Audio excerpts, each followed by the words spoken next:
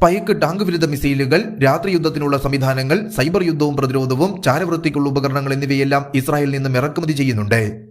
Bharat electronics ലിമിറ്റഡും Israel aerospace ഇൻഡസ്ട്രീസും കാലാകാലങ്ങളായി സഹകരിച്ച് പ്രവർത്തിക്കുന്നു. ഇതിന്റെ ഭാഗമായി ഇന്ത്യയും ഇസ്രായേലും ബരാക്ക് മിസൈലുകൾ, മിസൈൽ വിരുദ്ധ സംവിധാനം എന്നിവ സംയുക്തമായി വികസിപ്പിക്കുന്നു. മാറിയ ലോക സാഹചര്യത്തിൽ ഇസ്രായേലുമായി സാധ്യമായ മേഖലകളിൽ സഹകരിക്കുന്നത് ഉചിതം തന്നെയാണ്. പക്ഷേ സൈനിക സഹകരണത്തിന് നൽകുന്ന അമിത പ്രാധാന്യം ഗുണകരമാകുമോ എന്ന സംശയവുമുണ്ട്. ചാബഹാർ തുറമുഖ വികസനം അടക്കമുള്ള കാര്യങ്ങളിൽ ഇറാനുമായി അടുത്ത ബന്ധമാണ് ഇന്ത്യക്കുള്ളത്.